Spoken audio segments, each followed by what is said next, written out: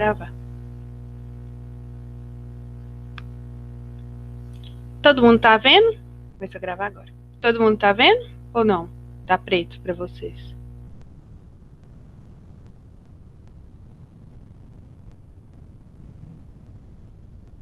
Voltou, né? Ok. Vou começar. A gente vai fazer essa aula no esquema que a gente fez a aula de exercício de sociologia, que é o quê? A gente vai resolver questões dos clássicos de filosofia. E aí os clássicos de filosofia a gente vai chamar dos sofistas até o período helênico, né?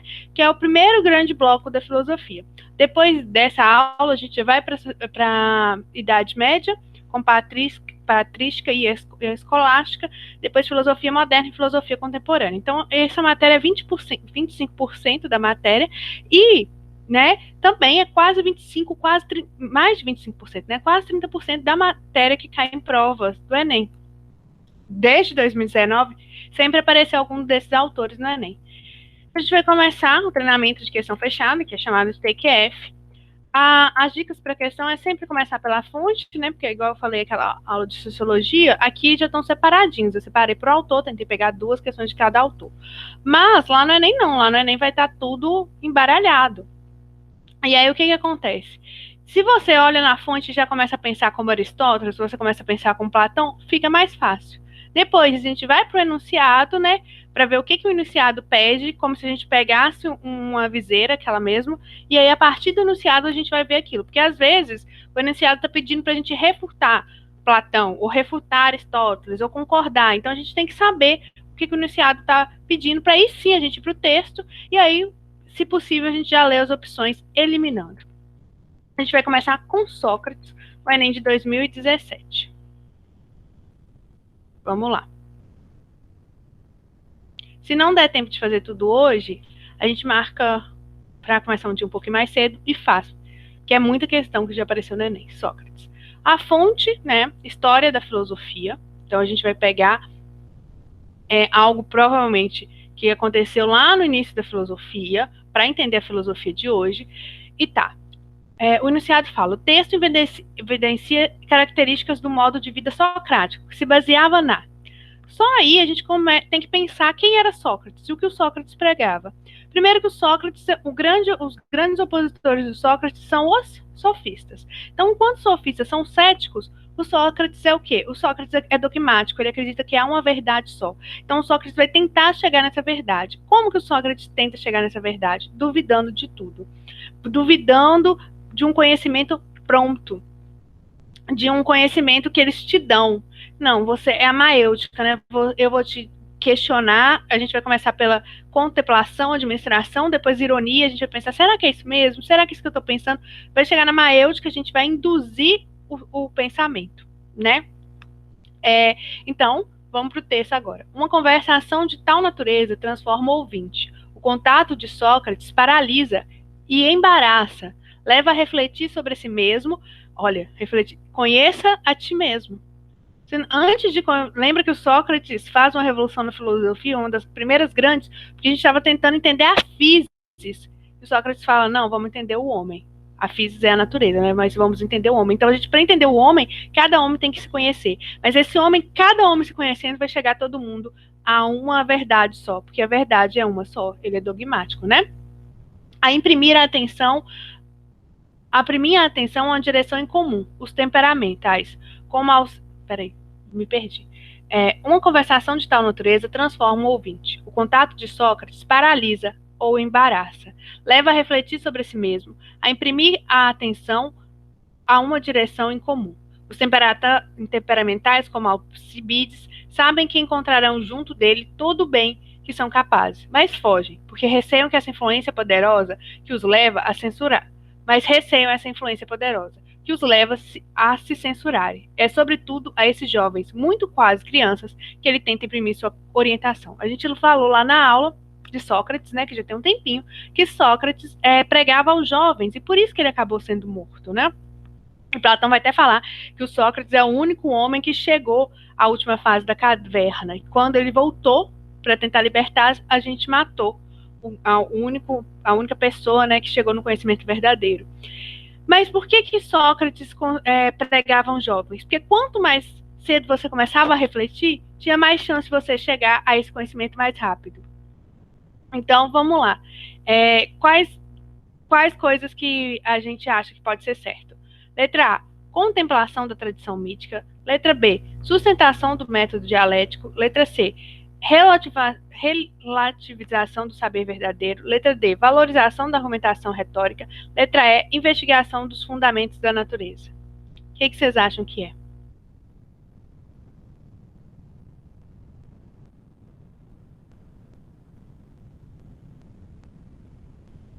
Ninguém?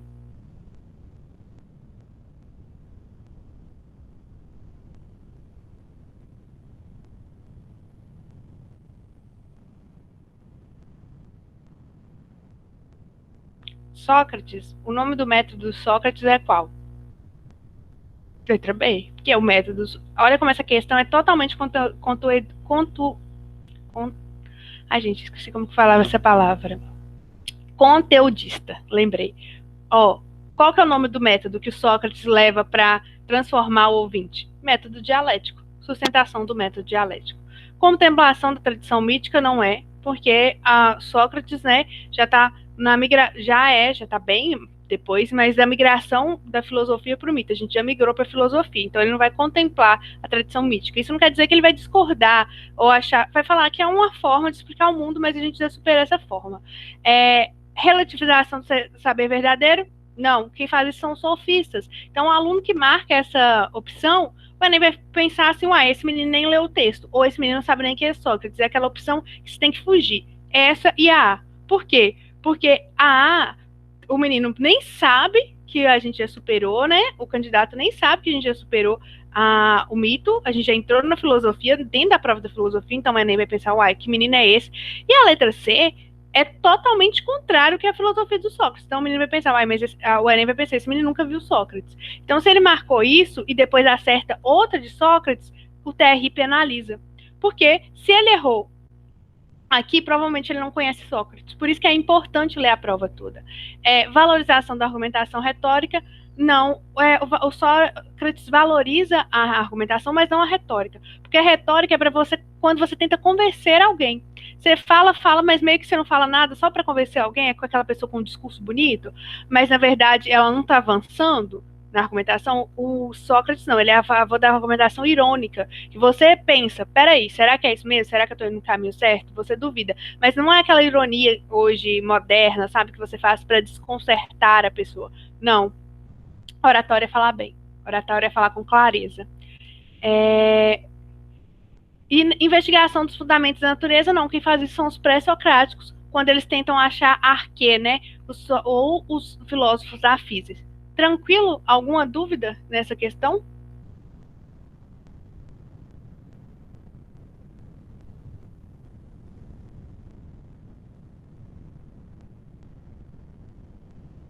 Ok, vamos passar. A gente vai fazer agora o Enem PPL de 2019, Sócrates também.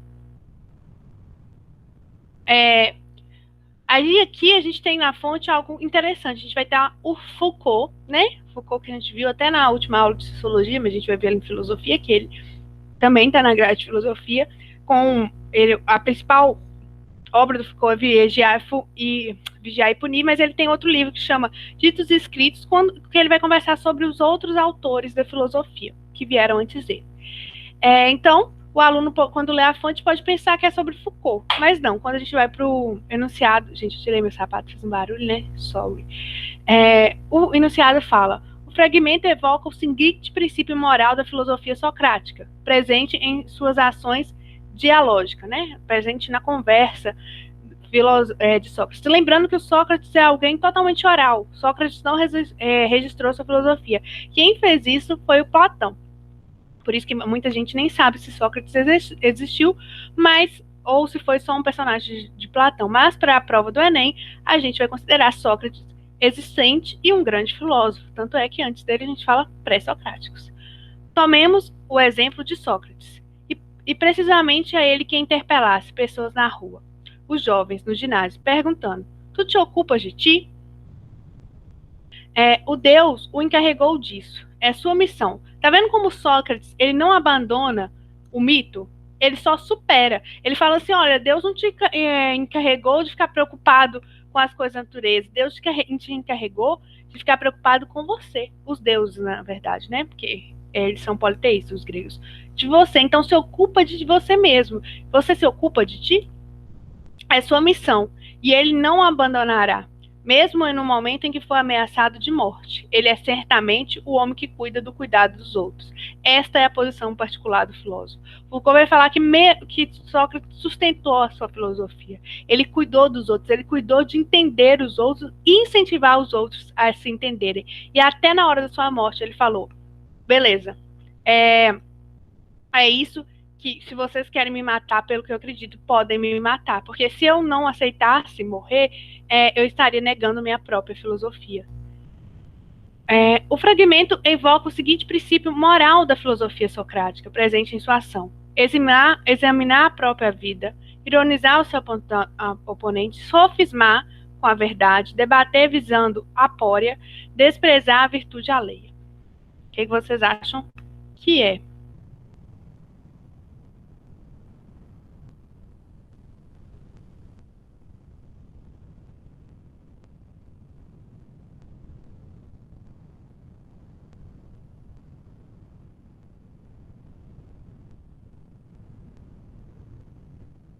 Alguém?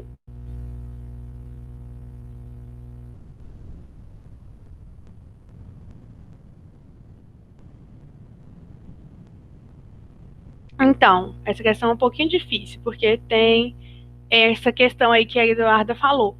Porque a ironia faz parte do discurso socrático, mas esse ironizar o seu oponente é a ironia moderna, não é a ironia socrática. O Sócrates está falando para você ironizar alguém, no sentido de debochar. Ele está falando para você ironizar os seus pensamentos e ver se eles realmente te levam a algum lugar. Por isso que a letra A, tu te ocupa de ti mesmo, é examinar a sua própria vida, é pensar. Oi, Grazi.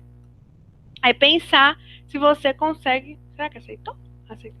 É pensar se você consegue se ocupar, chegar ao seu conhecimento a partir de um exame próprio, de um exame seu. A ironia aí, nesse sentido da letra B, é a ironia moderna, de você debochar de alguém. O Sócrates falando, você não tem que debochar de ninguém, porque você não é maior que ninguém. Vocês vão chegar na mesma resposta. O que você tem que fazer é examinar a sua própria vida. A ironia socrática é diferente da ironia moderna, e o Foucault está na modernidade, já na pós-modernidade, né, na contemporaneidade. Sofismar, com certeza não é, né, porque fazer sofismo com a verdade, não, é ser cético. Debater visando a apória. Apória é uma palavra filosófica, que eu tive que até consultar aqui, que significa dúvida racional. A gente não debate visando a dúvida em Sócrates. A gente debate visando o dogmatismo, que é uma verdade única. E desprezar a virtude alheia, não. Sócrates valoriza seu oponente. Aliás, ele nem chama de oponente, ele chama de uma pessoa que está discutindo para os dois chegarem no mesmo lugar. Tranquilo? Deixa eu beber água aqui, esse batom borrado todo fica parecendo Bozo no YouTube. Aí um dia que eu for pro BBB, vão resgatar esse vídeo. Mentira, não vou pro Big Brother não, gente. Eu acho que eu seria eliminada na primeira semana. Não tenho coração. Tranquilo essa questão? Pode passar? Enquanto eu tô aqui falando besteira? Ok. Eu tenho certeza que eu seria eliminada. Gente, eu não tenho coração para ser odiada. Mais uma de Sócrates, Enem Libras 2017. E aí a gente vai ter um texto do Protágoras, né, falar sobre o Protágoras, que é pré-socrático, e a gente vai ver se a gente chega a partir dos pré-socráticos em Sócrates. Essa questão, na verdade, não é só sobre Sócrates, é sobre os sofistas, tá? Alguns pensavam, não li a fonte, não, a fonte é o movimento sofista, né? Vai falar sobre um grande sofista, que é o Protágoras. O grupo que associa o pensador mencionado no texto se caracteriza pelo objetivo de Tá, vamos supor que a última questão da prova falta 2 minutos só. Você não precisa ler o texto, porque você leu o movimento sofista. O grupo sofista busca o quê? Informa, né, geral. É só olhar as opções. Lógico que se você tiver tempo, lê o texto. Mas aí é um jeito também de fazer prova, porque você viu o movimento sofista. Você sabe que os sofistas são céticos e para ele você é a medida de todas as coisas. Então, o que não importa a verdade, mas sim como as coisas são ditas. O que é verdade para você é verdade só para você. Se você dizer bem e convencer o seu oponente, isso que importa. Agora, se você está lá com 1 minuto de prova, você já sabe isso, você já está pensando como sofistas, você pode ir só para as alternativas. É o que a gente vai fazer aqui hoje. Alcançar o conhecimento da natureza por meio da experiência, justificar a veracidade das informações com fundamentos universais, priorizar a diversidade de entendimentos acerca das coisas, preservar as regras de convivência entre os cidadãos e analisar o princípio do mundo conforme a teogonia. Respondam aí no chat o que vocês acham que é.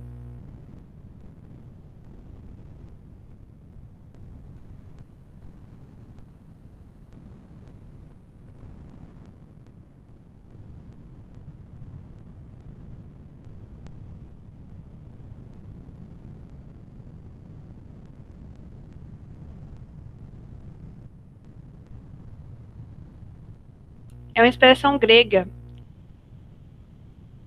que é o nascimento dos deuses.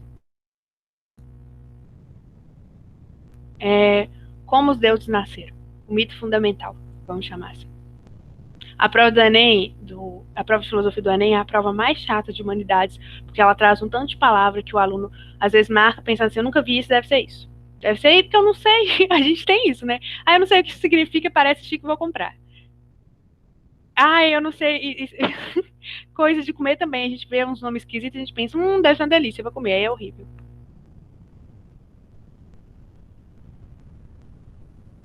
Conseguiram fazer, gente? B ou C? C. C. Vou falar por que o B não pode ser, tá? Ó, alcançar o conhecimento da natureza por meio das experiências. Quem vai fazer isso são os empiristas. Já na filosofia da modernidade. Mas um pré-empirista, vamos chamar assim, é Aristóteles, que vai falar que a experiência chega na verdade. Mas tirando isso, os sofistas não eram nem empiristas, nem racionalistas, tá? Justificar a veracidade das afirmações com fundamentos universais, nada é universal para os sofistas. Lembra da máxima, o homem é a medida de todas as coisas. Que homem? Qualquer homem. O que importa não é o que é universal, mas aquilo que você considera verdade. E se é a verdade para você, tenta convencer os demais. Não importa se é mentira. O que importa é convencer os demais. Nossa, não consegui falar. A dislexia veio. E ela veio brava. Convencer os outros.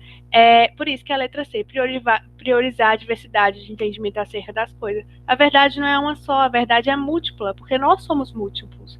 Temos coisas múltiplas. É importante falar aqui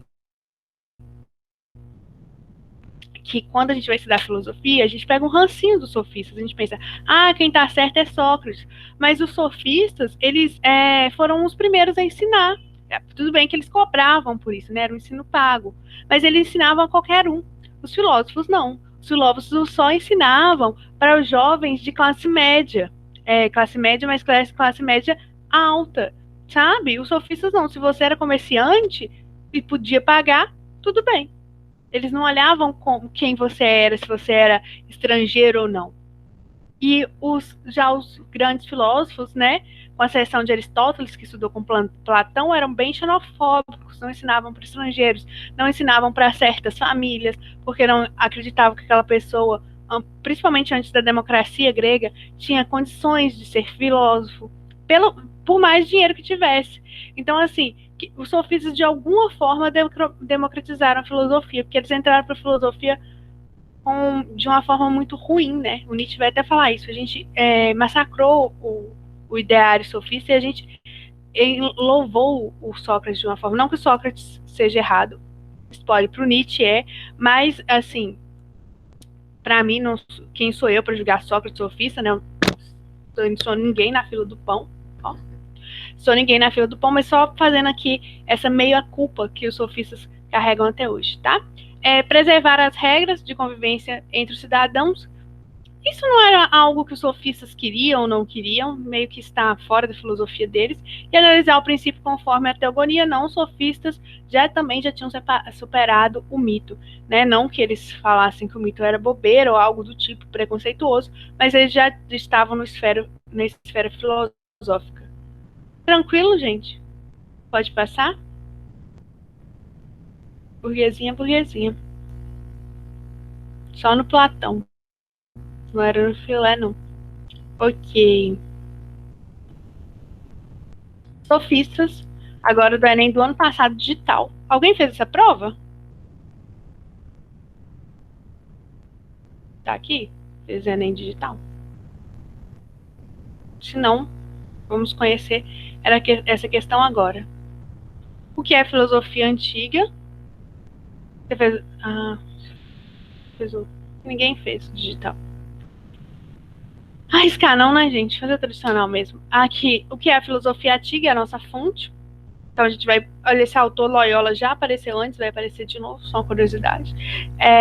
Então a gente viu aqui que a gente vai trabalhar com filósofos antigos. Quando fala antigos, do período clássico. O texto apresenta uma característica dos sofistas, mestres da oratória, que defendiam outra questão. Você sabe quem é os sofistas? Você sabe quem é o que eles defendem. Então, ideia do bem, relativismo, ética, ciência ou religião. Fica tranquilo fazer essa questão.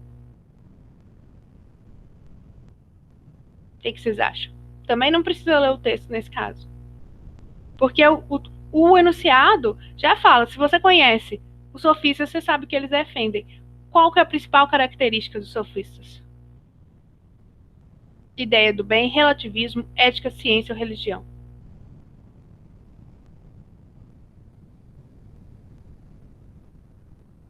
Bem, relativismo.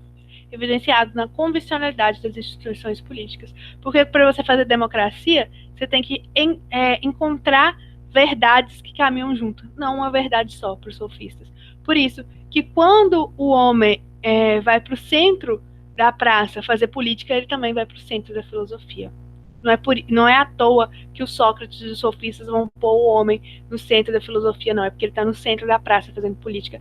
É aí que, quando nasce a democracia grega, a gente para de olhar para a natureza e começa a olhar para a gente, porque agora a gente está discursando em praça. Por isso que letra B. E por que o sofismo é uma tendência na prova do Enem? Porque a gente está vivendo uma era de relativismo. Uma era de que, será que isso é verdade mesmo? Lembra que a gente está na pós-modernidade. Será que a minha verdade te convence? Ou eu tenho que conhecer a sua verdade? Então, o sofismo é uma grande tendência em prova, porque ele acaba refletindo o que a gente pensa hoje. Tranquilo essa questão? Tranquilo Sócrates e sofistas?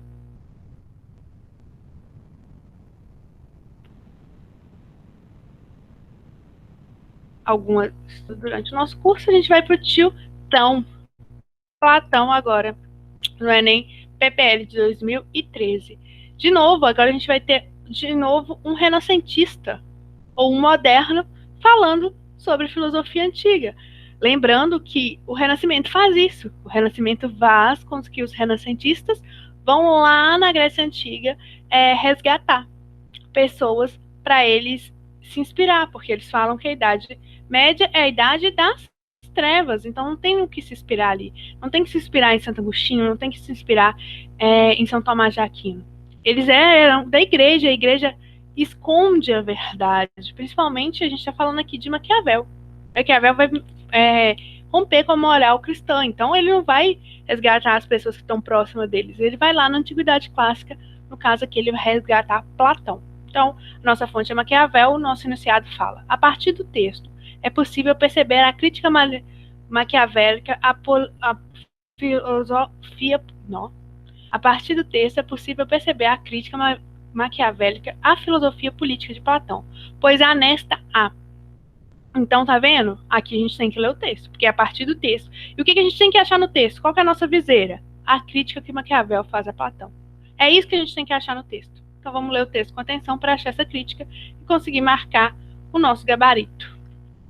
Mas sendo a minha intenção escrever algo de útil, para quem por tal se interesse, pareceu-se mais conveniente em busca da verdade extraída dos fatos, e não a imaginação dos mesmos, pois muitos conceberam repúblicas e principados jamais vistos ou conhecidos, como tendo realmente existido. Quem que escreveu um livro chamado República? Platão. E o que o Maquiavel critica em Platão? Jamais verdades extraídas dos fatos e não a imaginação dos mesmos, pois muitos conceberam repúblicas em principados jamais vistos ou conhecidos. Então ele está criticando a questão da utopia. Ele idealizou algo. Por isso que Maquiavel vai falar, isso que Platão fez pode até ser útil. Pode ser útil para a gente começar a discussão. Mas para aí, para começar a discussão.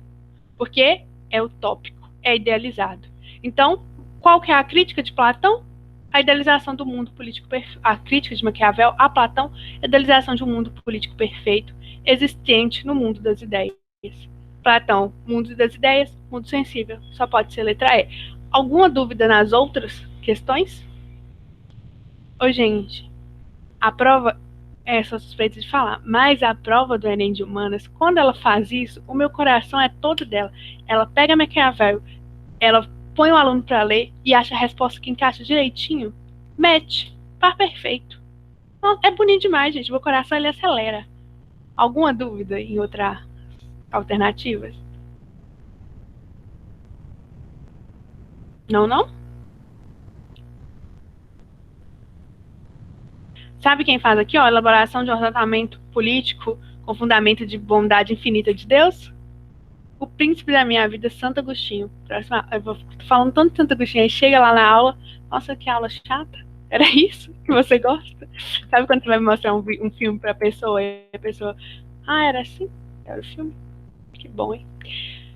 Platão e Aristóteles é o nosso Enem 2012.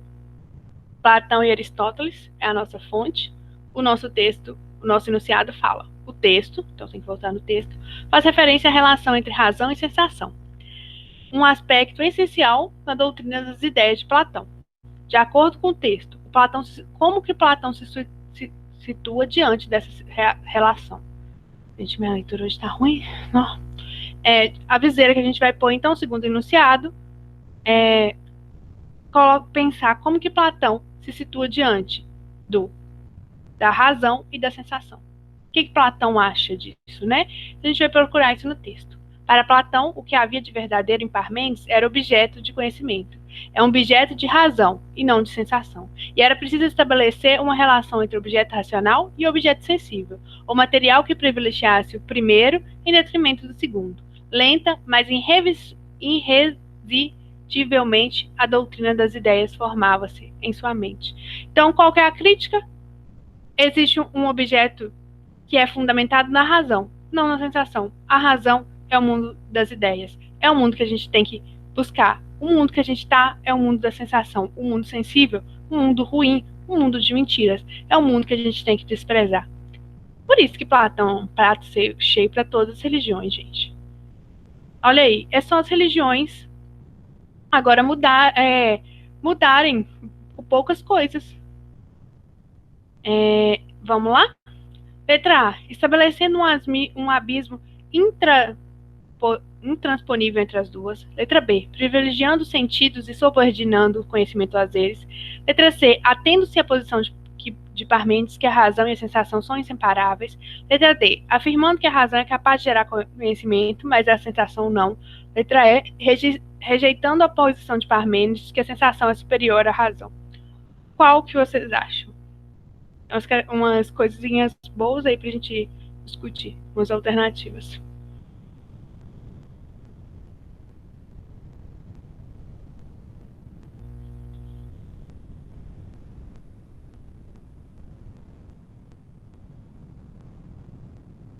Espera só mais um pouquinho para ver se mais alguém vai responder. Letra D, isso mesmo. Afirmando que a razão é capaz de gerar conhecimento, mas a sensação não.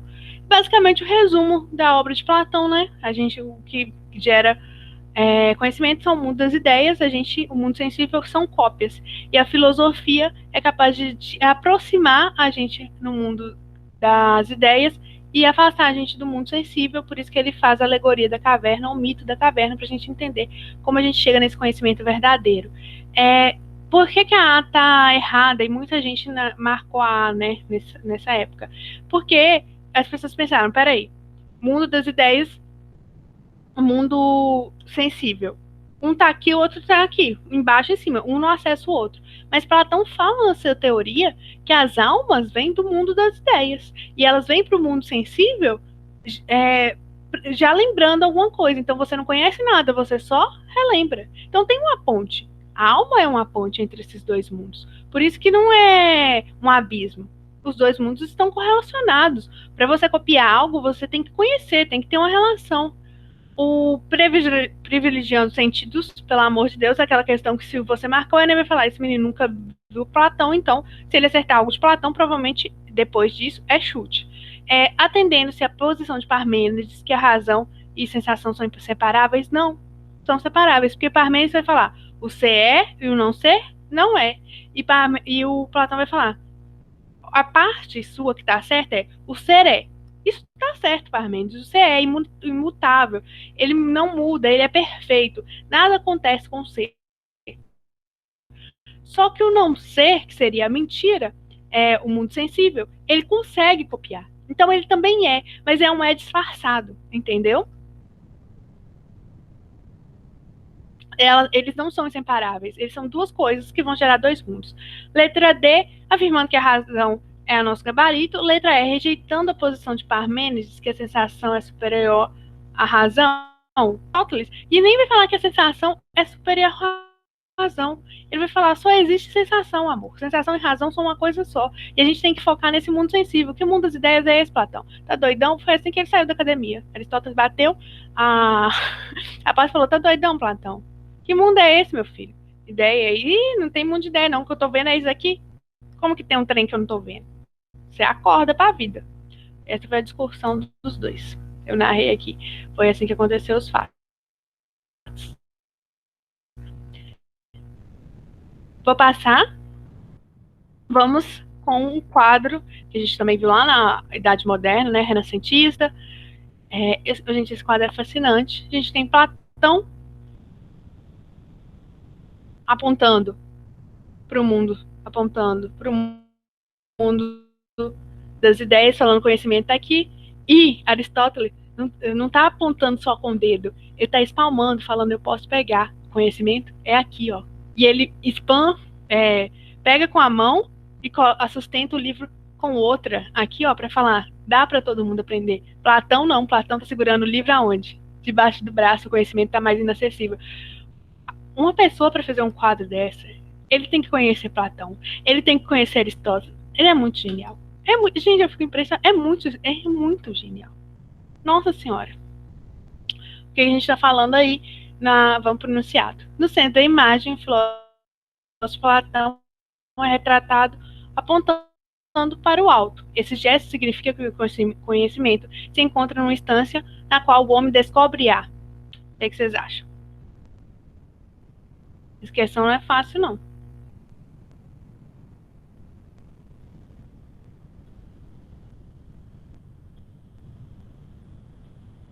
Gente, vocês estão escutando um forró no fundo? Ou não dá para escutar?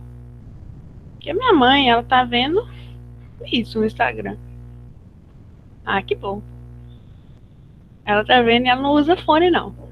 Aqui em casa ninguém usa fone. É assim, você escuta o que tá todo mundo escutando.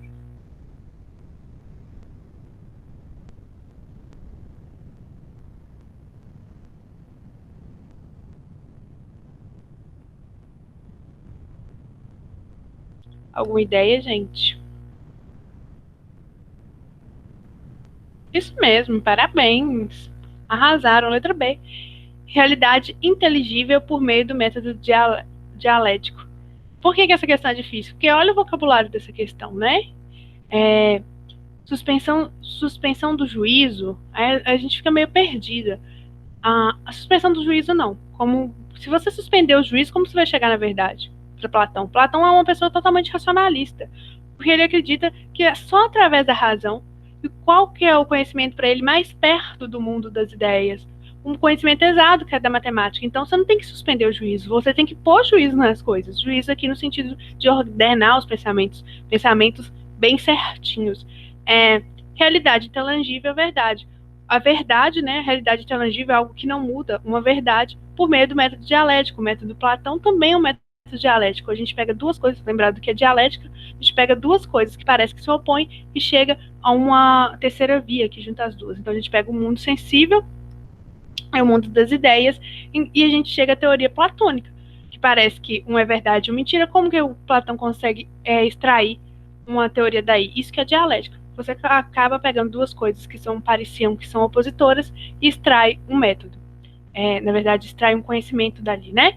Salvação da condição mortal pelo poder de Deus. Quem faz isso? Se a gente está em Platão, a gente está em Patrística. Agostinho foi fazer isso lá na Idade Média. Deus já escolheu quem ele vai salvar. Agostinho, todas as almas. João Calvino, só algumas. A essência das coisas sensíveis no intelecto divino, não, né? As coisas sensíveis não estão no intelecto divino ou no intelecto dos deuses. As coisas sensíveis, elas são mentiras, o que são as coisas racionais, o mundo das ideias que está no intelecto divino, que é perfeito. Ordem cítrica do mundo por meio da sensibilidade. Isso seria certo se a gente estivesse falando de quem? Do Aristóteles, do tio Totó. É dele que a gente vai falar agora. Aristóteles. Tem mais questões de Platão, tá, gente? Mas eu tentei pelo menos pegar duas de cada um. E mesmo assim, eu acho que não vai dar tempo. Aristóteles, 2013, Enem PPL. 2013 é um ano muito importante na minha vida. O Atlético Mineiro ganhou a Libertadores. É um ano marcante. Ai, meu Deus. Só tristeza. Mentira, agora tá bom. O time tá bom. Aristóteles, ética Nicomo. A gente viu que a ética aristotélica, na aula de Aristóteles, está bem junto com a política, né? E a ética de Aristóteles passa pela mediania, né? Escolher sempre o caminho do meio, não se render às paixões, porque se você se rende às paixões, você se perde. Então você tem que sempre escolher o caminho do meio, viver com temperança, tranquilidade, nem vivendo demais, nem vivendo de menos, lembrando que esse caminho do meio é diferente para cada pessoa. E também tem que fazer política, porque a política é fundamental para chegar ao bem comum. Vamos lá, segundo Aristóteles, pode-se conhecer uma ação justa quando ela observa o. Então, a gente vai procurar no texto o que é uma ação justa para Aristóteles. O termo injusto se aplica tanto às pessoas que infringem a lei quanto às pessoas ambiciosas, no sentido de quererem mais daquilo que têm direito. Iníquias, de tal forma que as cumpridas da lei e as pessoas corretas serão justas. O justo.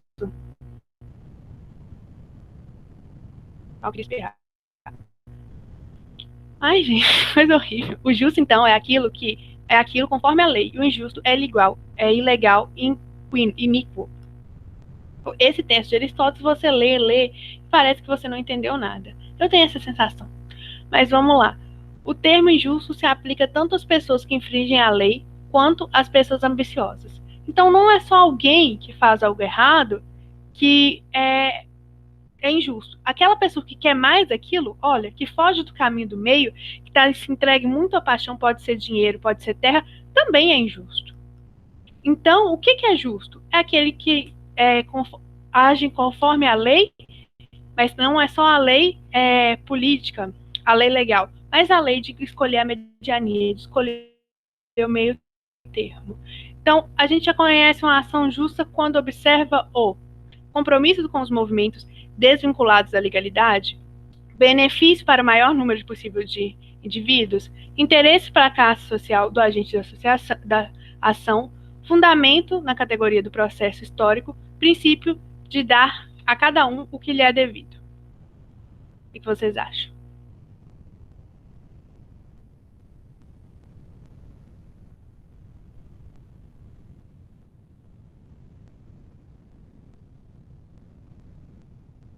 Gente, letra E, certinho. Brilharam. Por quê? Quem vai falar que o compromisso, como Lembrando que Aristóteles é um grande fã da política e ele já acha que a política leva ao bem comum. Então, não pode ser movimento desvinculado da legalidade. Benefício para o maior número possível de indivíduos, a gente vai ver isso. Tem uma escola filosófica que acredita e que vai brigar com Kant na modernidade, porque a ética kantiana, a gente vai ver aí uma coisa forte para o Enem, né? Kant parece muito. E aí ele vai ter uma briga sobre isso, porque os utilitaristas vão falar que não. O que é ético é o que leva mais gente à felicidade. Lucas, eu tô acabando. E o que é menos, é isso que a ética tem que se basear. Aí Kant vai falar, não. Ético é fazer o certo pelo certo. Interesse para a classe social do agente da ação. Isso, para Aristóteles, é ser totalmente injusto. Fundamento na categoria do processo histórico. Está aí só para encher linguiça, então só pode ser letra E. Princípio de dar a cada um o que lhe é devido. Tranquilo? Depois a gente acaba de fazer as questões. Muito obrigada para a gravação. Lucas, você já está aí? Sempre estou, né, Maria Cláudia? Quer participar da aulinha com a gente? Eu posso ficar só um pouquinho. Deixa Tá, eu a você pode gravação aqui. ficar com a condição também.